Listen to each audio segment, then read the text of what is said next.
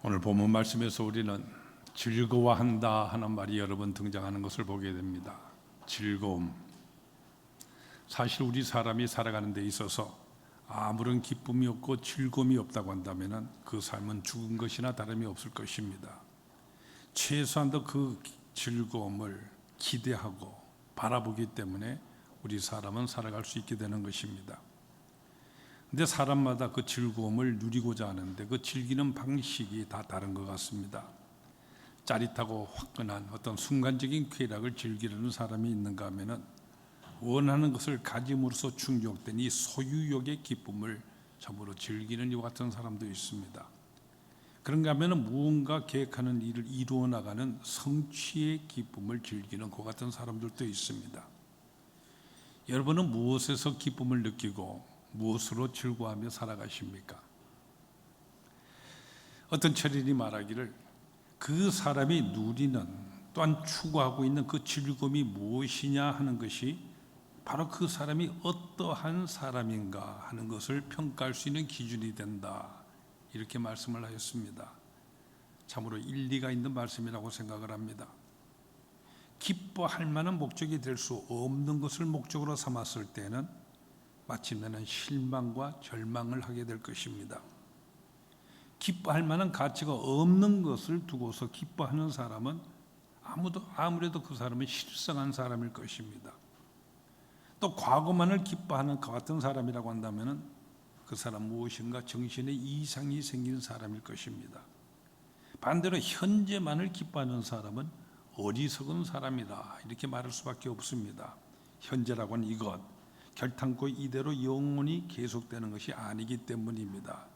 필경은 피곤에 실망에 허무에 빠지게 될 것입니다. 그렇다고 한다면 여러분, 어떤 것이 과연 바른 즐거움이겠습니까? 오늘 본문 말씀에는 즐거워한다는 말이 3번 나오고 있습니다. 성경 원어 성경으로 봤을 때 이 즐거워한다는 말은 카우코메타라고 하는 이 단어가 쓰이고 있는데, 이 카우코메타는 이 말은 우리가 흔히 보통 말하는 기쁘다, 즐거웠다, 이와 같은 표현의 말과 그런 정도의 기쁨을 나타내는 말이 아닙니다. 그보다 훨씬 더 높은 강도와 차원의 그런 즐거움, 이것을 나타내는 그런 단어입니다. 그래서 영어 성경 가운데 RSV 번역, 리바이스 스탠다드 버전이라든지 또 우리말 성경에도 보면은 표준 세번역이라는 성경이 있는데 그 성경 속에 보면 이 말을 바로 자랑이라고 번역을 하고 있습니다. 말하자면 너무나도 기뻐서요, 그저 참을 수 없을 만큼 이 기쁨이 벅차 올라서 그래서 떠들고 소문내고 자랑하는 그와 같은 기쁨을 나타내는 그런 말인 것입니다. 예를 들어서 손주 자랑을 하고 있는 할아버지나 할머니 경우를 한번 생각해 보세요. 주위에서 뭐라고 핀찬을 아무리 주어도요, 그 기쁨을 도저히 주체하지 못하고 감당하지 못해서요, 심지어 보면 우리 교회에서도 많이 보잖아요. 벌금까지 내면서도 자랑하시는 그 같은 모습을 우리가 볼 수 있지 않습니까? 성경에는 이와 같이 즐거워한다는 이 말이 신약 성경에만도 150번 이상이나 나타나고 있습니다. 여기다 똑같은 의미를 나타내는 형용사까지 합친다고 한다면 무려 200회 이상이나 이 즐거워한다는 이와 같은 단어가 쓰이고 있습니다. 이렇듯이 하나님의 말씀, 이 성경이 우리 크리스찬을 향해서 눈이 가르치는 바로 이 사실이 기뻐하라, 즐거워하라, 바로 이것인 것입니다. 여러분은 크리스찬은 어떤 사람이라고 정의를 내리십니까? 여러분 각자의 생각에 따라서 이런 정의를 내릴 수 있을 것입니다만은 오늘 본문 이 성경이 말씀하시는 이와 같은 관점으로 우리가 정의를 내린다고 한다면 크리스찬이란 이렇게 항상 즐거워하며 늘 기쁨에 넘치는 사람이다, 이렇게 정의를 내릴 수가 있습니다. 사실 우리가 늘 말하고 있는 이 믿음 생활이라고 하는 것이 무엇이겠습니까? 이 믿음을 다른 말로 표현한다고 한다면 우리 주님을 믿음으로 말미암아 우리에게 주신 바로 이 자유와 즐거움을 향유하는 것이다, 이렇게 우리는 말할 수가 있는 것입니다. 사실 믿음의 생활하고 있는 우리 크리스찬들, 우리들이 바로 그렇게 살아가고 있지 않습니까? 생각해 보세요. 이 세상 다른 사람들 지금 이 시간에 어디서 어떠한 즐거움을 그들이 찾고 있는지는 모르지만은 그러나 우리 그리스도인들은 모두가 이 주님의 전 하나님의 집에 이렇게 모두 함께 모여서 이렇게 찬송하며 예배함으로써 하나님께서 우리에게 주시는 은혜를 함께 나누며 기쁨을 우리는 나누고 있는 것입니다. 이전에 우리는 어떤 생활을 어떻게 했든지 간에 지금 우리는 구원받은 바로 그 기쁨을 생각하면서 즐거워하고 있는 것입니다. 나를 향하신 그 무한하신 은혜를 생각하며 또한 누리며 그리고 즐거워하고 있는 것이죠. 이것이 바로 우리 크리스찬들이지 않습니까? 이전에 우리의 삶 죄의식으로 가득 차 있었습니다. 하나님의 진노의 심판이 늘 두려웠었죠. 그러나 예수 그리스도를 믿고 나니 이제는 더 이상 두렵지가 않습니다. 죄로부터의 자유, 하나님의 진노의 심판으로부터의 자유, 믿음이라고 하는 것은 바로 이와 같은 자유를 누리는 축제를 의미하는 것입니다. 그러고 보니 여러분, 예수를 믿는다고 하는 것이 무엇을 의미하는 것이겠습니까? 예수를 믿는다고 하는 이것, 바로 이 같은 사실로 인하여서 즐거워하는 것입니다. 크리스찬이란 세상 사람들처럼 다른 헛된 것들이 아니라 참으로 즐거워해야 할 바로 그 일을 가지고 즐거워합니다. 그리고 시간이 흐를수록 더욱더 즐겁습니다. 내가 예수를 믿는다는 바로 이 사실, 세월이 흘러갈수록 더욱더 보람차고 생각할수록 잘했다 싶습니다. 더욱더 그래서 더 큰 기쁨 속에 살아가게 됩니다.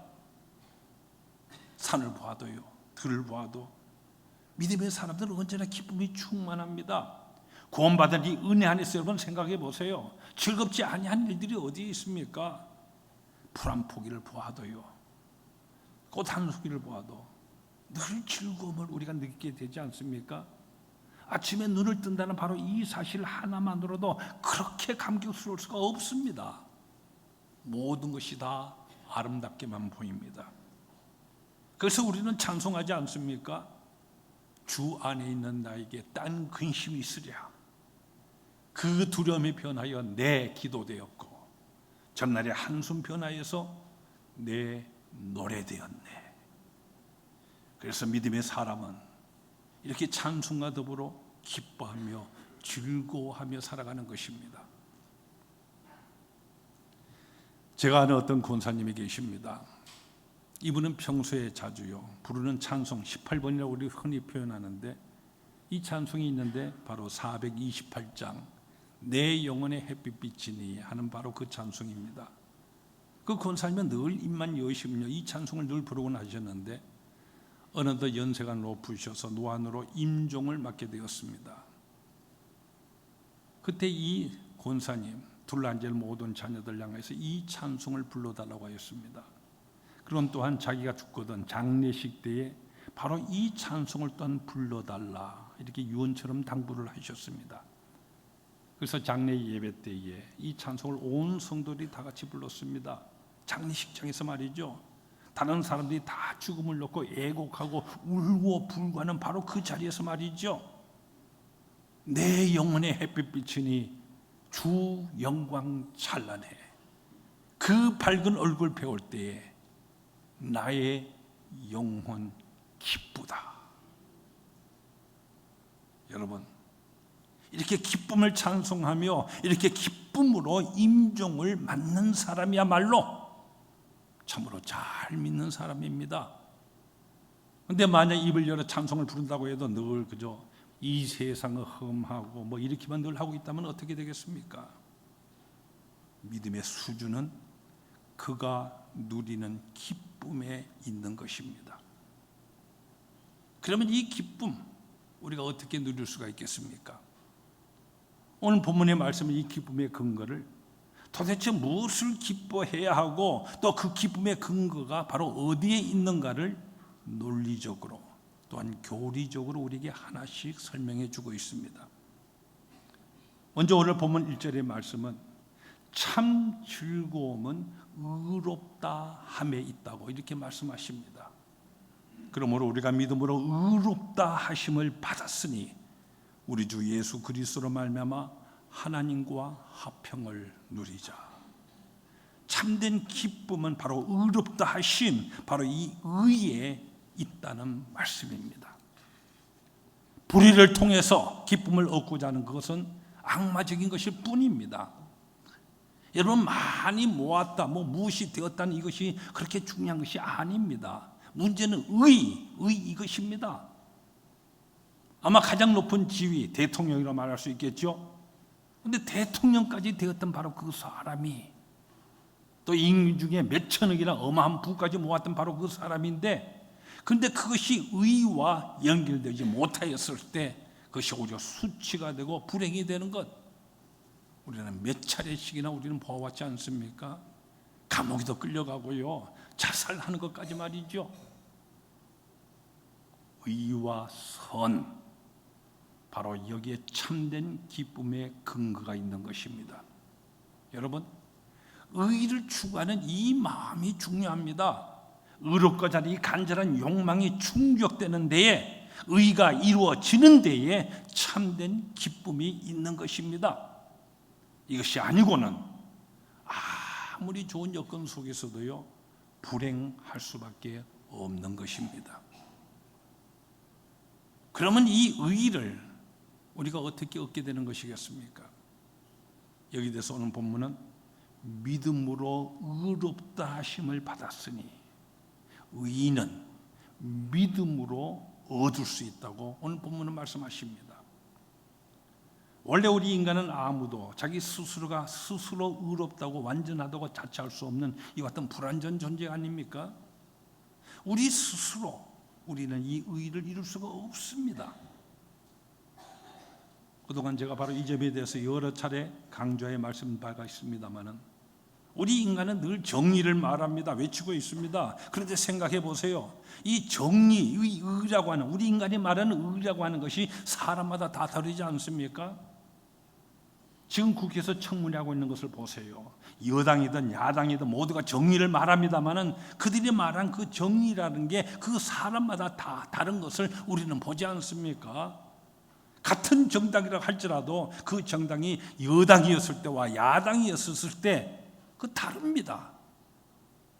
이 사람의 정의가 저 사람에게 있어서는 부정이 되고요, 이 사람의 정도라는 것이 저 사람에게 있어서는 불공정이 되고 있습니다. 또 국제 문제로 보더라도 나라마다가 다 다릅니다. 우리 한국에서 말하는 정의와 일본에서 말하는 정의가 다르지 않습니까? 그래서 충돌이 있고 분쟁이 계속되는 것입니다. 이같이 우리 인간으로서는 참된 의의를 결단코 이룰 수가 없습니다. 그래서 성경은 의의가 없는 우리 인간으로서는 오직 믿음으로서만 의롭다 하심을 얻게 된다고 이렇게 말씀하십니다. 이 말씀은 우리가 믿을 때에 의로우신 하나님의 그 의의가 우리에게 옷 입혀지게 된다는 바로 이 말씀입니다. 여러분, 아브라함의 경우를 보세요. 우리는 아브라함을 믿음의 조상이라고 이렇게 높이 부릅니다만은, 그러나 우리가 성경을 살펴보았을 때 아브라함은 결단코 의인도 완전한 사람도 아닌 것을 우리는 보게 됩니다. 그런 실수도 많이 하였습니다. 그러나 창세기 15장 6절 말씀은 아브라함이 믿으니 여호와께서 이를 그의 의로 여기셨다, 이렇게 말씀을 하십니다. 여러분 보세요.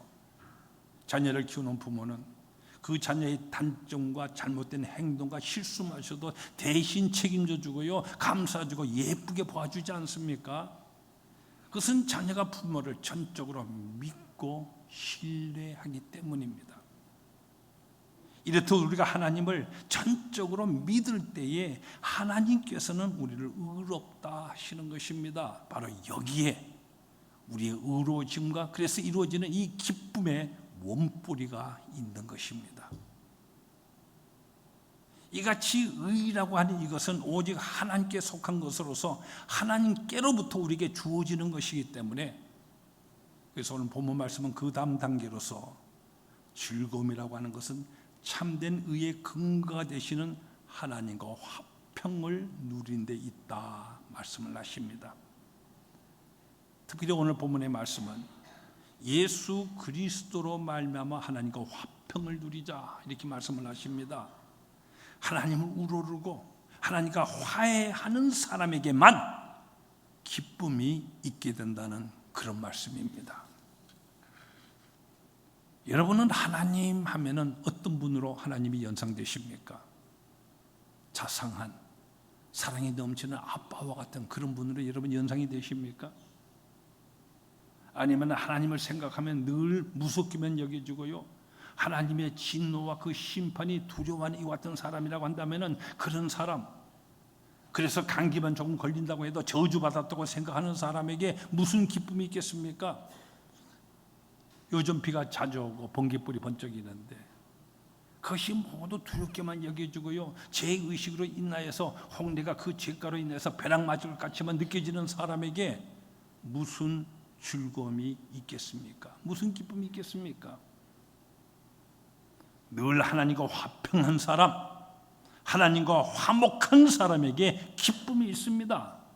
십자가의 은혜 가운데서 하나님의 사랑을 확증받고 사는 사람, 하나님의 사랑이 마음에 부은 바가 된 가운데서 하나님과 화목하게 살아가는 이 사람에게 기쁨과 즐거움이 있게 되는 것입니다.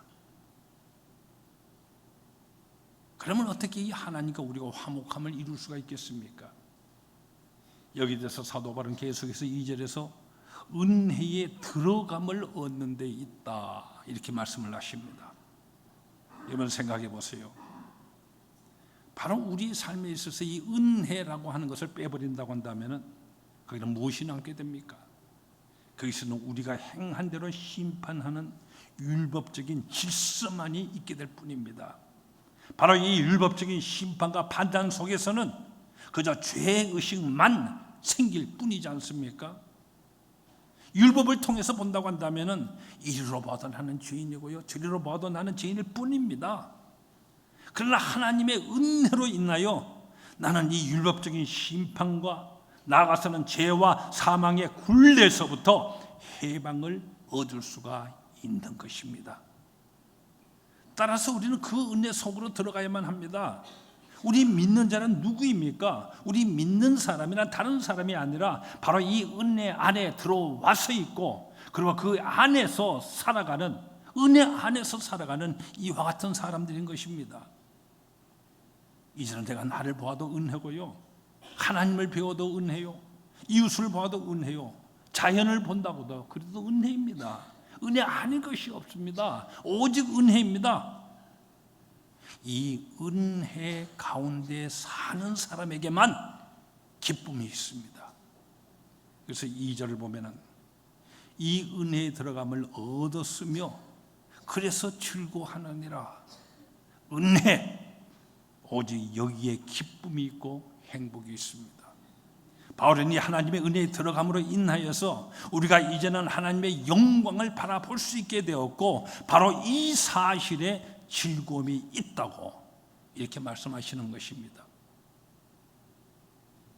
여러분이 여러분의 앞날을 바라볼 때 무엇이 보이십니까? 한번 여러분의 임종의 바로 그 순간, 여러분의 임종의 순간 한번 생각해 보세요. 무엇이 보입니까? 우리 그리스도는 믿음을 가지고 살아갑니다.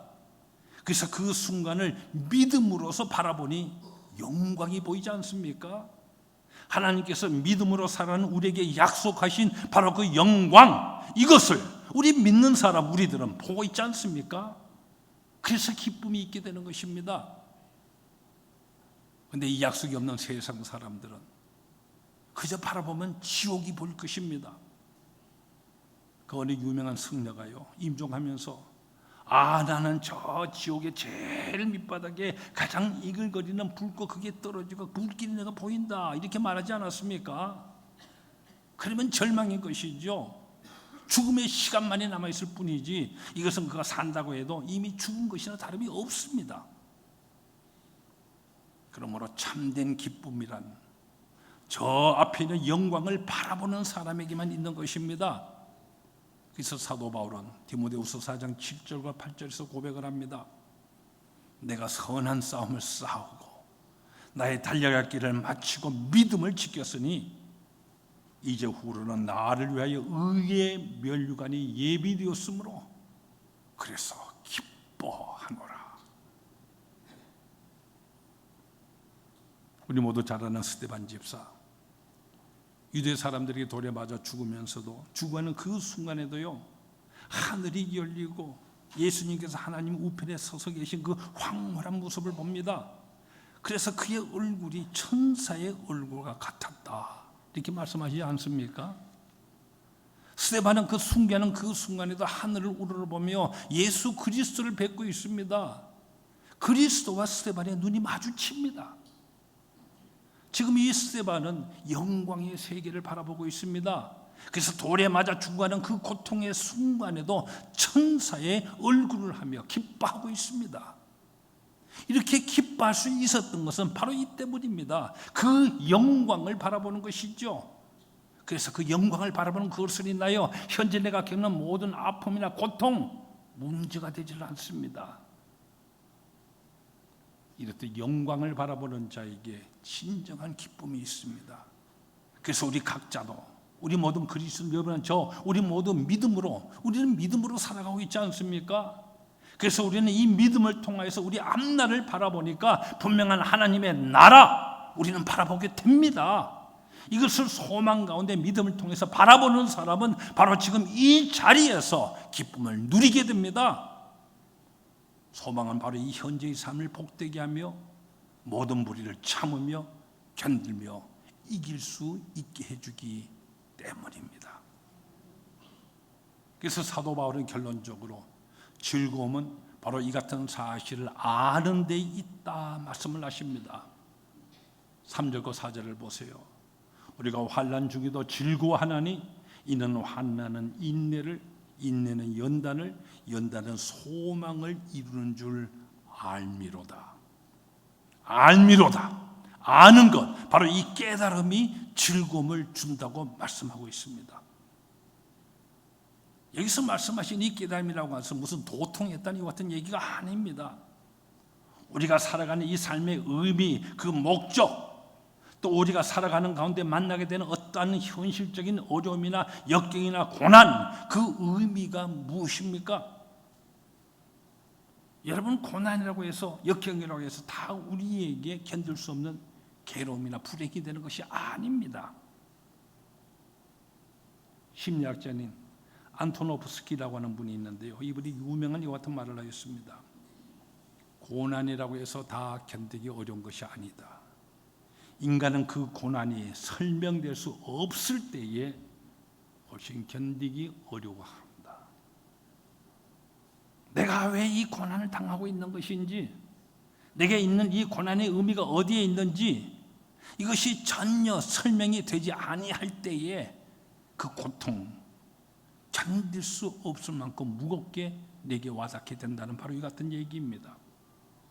그러나 반대로 내가 지금 당하는 어떤 고난이 있다고 했을 때 당하는 고난의 그 의미, 내가 왜 이것을 당하는가, 특별히 그 미래적인 의미가 설명될 수 있다고 한다면 그 고난은 쉽게 극복할 수 있다는 것입니다. 여러분, 이 휘난 여인의 경우를 한번 생각해 보세요. 해산할 날이 다가올수록 물론 불안해합니다. 그러나 이 임산부는 지금 자기가 겪고 있는 그 고통의 의미를 잘 알고 있기 때문에, 그래서 넉넉하게 그 고난을 참고 견딜 수가 있는 것입니다. 그런 고통을 통해 해산한 후에도요, 그러고 난 다음에 또 어떻게 합니까? 다시 아이를 기쁘게 가지는 것, 우리가 보지 않습니까? 그래서 성경은 말씀하십니다. 환난 중에도 즐거워하나니, 환난 가운데는 그 유익을 알기에 즐거워합니다. 그 고난의 의미를 알기에 즐거워하는 것입니다. 바로 이 깨달음, 이것이 중요한 것입니다.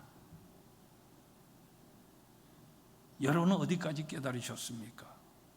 얼마나 깨닫고 계십니까? 하나님을 사모하는 자, 그 뜻대로 부르심을 입은 자에게는 모든 것이 합력하여 선을 이룬다라고 성경은 말씀을 하십니다.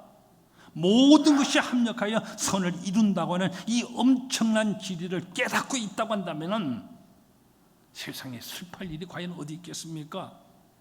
환난 중에서도 즐거워하고 형통한 중에는 더욱더 즐거워할 것입니다. 모든 일 가운데에 즐거워하게 될 것입니다. 이 깨달음이 중요한 것입니다. 여기서 오늘 본문 말씀은 좀 더 구체적으로 말씀을 하십니다. 환난은 인내를, 인내는 연단을, 연단은 소망을 이루는 줄 알미로다. 여기서 인내라고 하는 이 말은 시련을 이기는 끈기, 이 끈기를 나타내는 말입니다. 우리는 환난을 통해서 끈기를 키웁니다. 환난을 통해서 이 사람이 강건해집니다. 정신이 강건해지는 것이죠. 좋은 예가 될는지 모르겠습니다만 요즘 군에 입대하는 청년들 가운데서 보면은 그저 조그만 어려움에도 잘 견디지를 못하고 사고를 치거나 자살을 해버렸다는 이와 같은 뉴스 우리는 자주 접하고 있습니다. 사실 우리 가운데에 연세 좀 많이 드신 분들 군 생활할 때 비해 본다면요, 요즘 사실 이 군 생활 정말 편하게 지낸다 이렇게 말할 수 있지 않습니까? 그럼에도 불구하고요, 사고 발생률이 그때보다도 지금이 몇십 배나 높습니다. 바로 이 점에서 어떤 분이 그 원인을 분석하여서 이와 같은 말씀하는 가운데요, 이렇게 말합니다. 그 원인이 무엇이냐? 그 중에 하나가 요즘 대부분 우리 가정에서 아이들 많아야 둘, 그것도 아들 하나 딸 하나를 낳게 되어지는데 결국은 아들 하나 독자로서 그래서 귀하게만 자라나는데 원인이 있다고 말을 합니다. 그래서 아주 귀하게 어렸을 때부터 꾸지람 한번 제대로 받지 않고 자라게 났기 때문에 그래서 조그만 기합에도 견디지를 못한다는 것이죠. 적당한 시련을 통하여서 인내를 키워주지 못했기 때문에 연약한 사람이 되고 말았다는 것입니다. 환난은 우리 인간을 끈기 있는 사람으로 만들어줍니다. 여러분, 환난을 그저 마도만 하지 마십시오. 환난은 인내를 낳고 인내는 연단을 낳습니다. 여기 연단이라는 이 말 우리 성경 영어로 보면은요, 원어로 봤을 때 도키메라는 말이 쓰이고 있는데 이 말은 원래 성품을 나타내는 말입니다. 그래서 영어 성경에 보면 연단을 캐릭터 이렇게 번역하고 있습니다. 인간 되게 한다는 이와 같은 말입니다. 그렇기 때문에 여기 본문에 말씀하시는 환난은 인내를, 인내는 연단이라는 이 말씀의 뜻은 환난은 인내는 사람 되게 함을 낳는다, 이와 같은 의미가 되는 것입니다. 내가 가지고 있는 이 못된 성격을 바로 만들기 위해서는 환난이 필요하다는 말씀입니다. 이것이 없이는 온전한 성품을 이룰 수가 없습니다. 여러분, 교양서적 아무리 많이 읽는다고 해도 사람 되지가 않습니다. 환난과 역경과 고통과 시련을 통해서 사람다운 사람이 되는 것입니다. 따스한 성품의 사람, 겸손한 성품의 사람이 되는 것입니다. 그리고 나가서 이 연단은 소망을 이룹니다. 연단은 소망을 이루는 줄 알미로다. 환난과 역경 속에서 참으로 우리가 바랄 수 있는 소망이 될 수 없는 것들 다 불태워 채워버리고요, 다시 말해서 우리가 진정으로 바랄 것이 못 되는 것들, 우리는 그것을 이제까지 바라왔는데 그 모든 것들 다 제하고 나서야 비로소 깨끗하고 영원하고 순수한 참 소망의 사람이 될 수 있다, 이와 같은 말씀입니다. 순수한 소망, 여러분, 이것은 바로 환난을 통하여서 얻어지는 것입니다. 음악가들 가운데서 악성이라고 이렇게 불리는 사람이 있습니다. 여러분이 잘 알다시피 바로 베토벤을 가리켜서 우리는 악성이라고 이렇게 부르지 않습니까? 이 베토벤이 남긴 편지들 가운데 자기 동생 칼한테 쓴 편지, 이 편지가 아주 유명합니다. 그 편지에 이와 같은 말이 나옵니다. 아우야, 나는 지금 내가 걸려있는 이 기병이 언젠가 좋아지려고 하는 희망을 이제는 다 버렸다. 나는 그동안 사람과 사귀를 좋아했다. 그러나 이제는 사람들을 나는 피하고 있다. 여러분, 음악가로서요, 귀가 먹었다고 한다면 한번 생각해 보세요. 얼마나 비참하겠습니까? 그래서 사람들을 피하고 있다 이렇게 말하고 있습니다. 그러나 베토벤의 이 편지는 여기서 끝나고 있지는 않습니다. 그는 이 편지 끝에서 이렇게 말합니다. 인생은 괴로움의 연속이다. 그러나 그 괴로움 속에서만 기쁨이 태어난다. 우리는 그것을 얻기 위하여 싸워야 한다. 여러분, 그래서 우리 모두가 알다시피 베토벤은 기머리가 된 후에 그 유명한 전원교향의 곡이라든지 합창교향곡, 이것을 작곡하게 됩니다. 특별히 9번인 이 합창교향곡 마지막 합창 부분에서는 바로 이 기쁨, 이 환희가 거기에 울려 퍼지고 있지 않습니까? 그렇습니다. 우리는 환난과 역경 속에서 바른 소망의 사람이 되고요, 바른 기쁨의 사람이 됩니다. 영원한 기쁨, 이것이 바로 여기에 있는 것입니다. 사랑하는 베드리 성도 여러분, 우리는 모두 믿음으로써 이 기쁨을 누리고 있는 그리스도인들입니다. 지금 우리가 누리는 이 즐거움, 우리가 누리는 이 영광, 특별히 궁극적인 그 영광, 이것을 우리는 지금 바라보며 누리며 살아가는 이와 같은 사람들입니다. 그래서 우리 그리스도인들은 부끄러워할 것 같은 일들 가지고 즐거워하지를 않습니다. 후회할 것 같은 일들 가지고 즐기지를 아니합니다. 세상 사람들은 언젠가는 가슴을 치고 후회할 그 같은 일들 가지고 그저 조마조마한 마음으로서 그걸 즐기고 있지만은 우리는 그렇게 하지를 않습니다. 우리는 영광된 미래를 바로 즐길 줄 아는 지혜를 믿음으로 말미암아 하나님으로부터 부여를 받았습니다. 이것은 믿음으로 인하여서 의와 화평과 영광을 바라봄과 또한 진정한 이 삶의 의미를 믿음으로 인하여서 역경 속에서 오히려 깨달음으로 가능하게 되어진 그와 같은 것들입니다. 그래서 사도 바울처럼 우리 또한 환난 중에서도 즐거워하나니 하나님의 영광을 바라보며 즐거워하느니라. 우리 주 예수 그리스도로 말미암아 하나님 안에서 또한 즐거워하느니라. 우리 또한 이렇게 감사하며 이렇게 찬송하며 환희를 외치면서 우리 그리스도인은 살아갑니다. 이것이 바로 믿는 사람, 우리 그리스도인인 것입니다. 항상 이 기쁨 속에서 믿음과 의와 화평과 영광과 깨달음으로서 항상 즐거움 속에서 살아가는 바로 그 은혜와 축복이 여러분에게 더욱더 넘치시기를 축원합니다.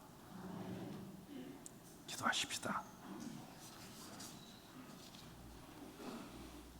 십자가를 통하여 확증해 주신 하나님의 사랑, 그 은혜, 바로 그것을 믿는 이 믿음으로 인하여서 우리는 우리 앞에 있는 참된 소망을 바라보게 되고 그 영광을 우리는 지금 누리게 되고 어떤 환난이나 역경 속에서도 우리는 오히려 연단과 참 소망을 오히려 가지며 하나님을 더욱더 기쁘시게 하며 하나님 주신 화평과 이 기쁨을 누리고 살 수 있도록 인도해 주셨으니 감사합니다.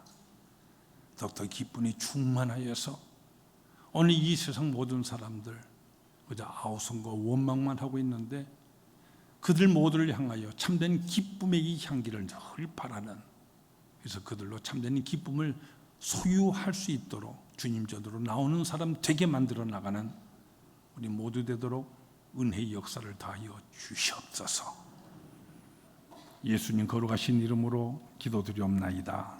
아멘.